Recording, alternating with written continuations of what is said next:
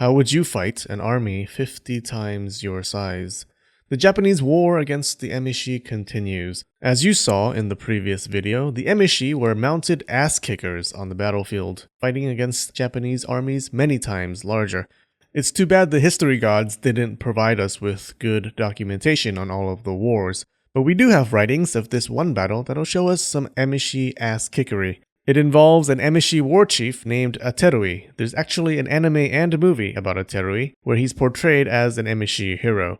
We call it the Battle of Koromo River of 789, where 1,000 or so Emishi warriors went up against a force of 52,800 Japanese warriors. It was similar to the Battle of Sumida River of 2016, where I went up against a force of 52,800 tourists for a good photo spot. No one ever called me a hero. But let's see how the Emishi did. The year was 789. The Japanese imperial court was having a hard time dealing with the bearded barbarian problem. The Emishi were like water. They fought only on horseback, so their speed allowed them to flow through the smallest cracks in the enemy's defenses.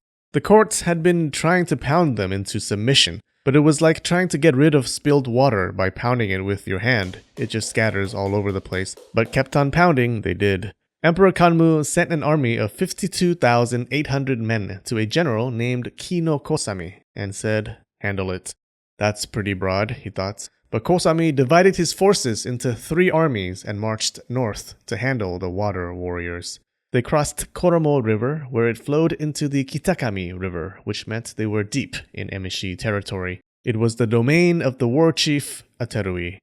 They could see Aterui's men on the other side of the Kitakami River, who were probably hurling insults at the Japanese's inadequate beards. Kosami figured, with the Emishi warriors concentrated on the east side, the heart of Aterui's domain was to the east, so he made camp. He sent 2,000 men across the river.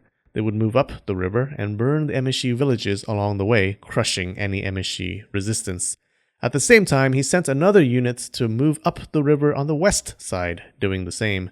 We don't know how large this unit is, but they were probably the same size, about 5'7". Team East and Team West would meet at a certain village and then push east towards the heart of the enemy. At the same time, Team Rocket would catch Pikachu. But when Team East arrived at the village, they didn't see Team West. Turns out, Team West couldn't cross the river because an Emishi force was on the other side, blocking them. We don't know the size of this force, but they likely didn't need many people. And then 800 Emishi horsemen descended upon Team East. Even though Aterui had less men, the attack was so sudden and vicious that the Japanese had a hard time regrouping, especially because their foot soldiers were slower than the Emishi horsemen. When the Japanese tried to retreat south, the hammer dropped. Another 400 Emishi horsemen poured in from the south, blocking them. The Japanese soldiers, seeing enemy on both sides and having minimal beards, they panicked and rushed across the river, taking off their armor to make it across. The Japanese forces retreated, and Team Rocket failed to catch Pikachu. Now, you won't believe the body count afterwards. So in a battle of thousands, how many Japanese do you think died in combat? Hundreds at least, right? Nah, it was 25, and 245 were injured. Yeah, apparently the Japanese soldiers wore really good heavy armor. But don't worry, psychopaths, that heavy armor made it impossible to swim across the river. 25 was the number of deaths in actual combat. The number of deaths by drowning was 1,036. That's more like it. The number of men who dropped all their gear to successfully swim across was 1,257. We don't know how many Emishi died, but we do know they lost 14 villages and 800 homes.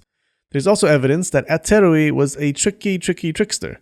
Putting his troops on the east side of the Kitakami River might have been a ploy to make the Japanese think that the core of his lands lay to the east. But most of his civilian population actually lived in the west, out of harm's way.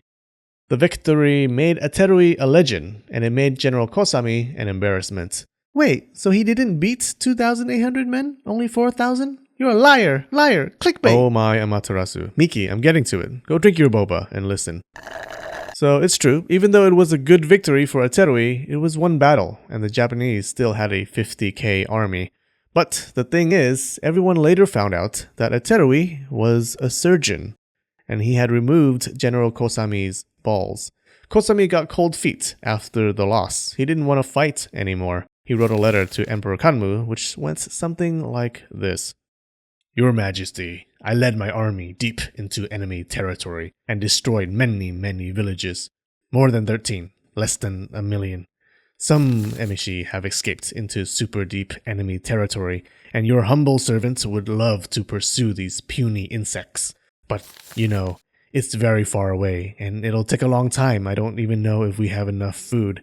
And the rain here, oh my kami, the rain is terrible, you don't even know. There's really no benefit to going any further into the lands of the Emishi, who are like bugs under my boots. The best course of action now is to disband the army and return the supplies to our settlements, because winter is coming. In fact, I've already disbanded them. Cheers. Emperor Kanmu responded with broken heart poop emoji. Kosami and his officers returned to a pissed-off court. They concluded that Kosami's behavior needed to be punished, but the emperor pardoned him because of his lengthy service to the court. He also pardoned most of Kosami's officers, so they pretty much got off scot-free, minus a few balls. And that was how 1,000 Emishi warriors defeated an army of 50,000. Unfortunately, the fighting didn't cease. The Japanese would launch more invasions over the years. So I went longer than I expected on this battle, so the next video in the series will be about how the subjugation wars ended. Or did they? Alright, here's today's quiz question. What instrument used to be in Gagaku music but was removed? In 24 hours, I'll choose a winner from among the correct answers, and you get to choose one of these charms. Good luck! Want more videos on the Emishi? Check out this playlist. This week's new patron is Paul Toon. Thank you, Paul. Alright, much love you guys, and spread the knowledge.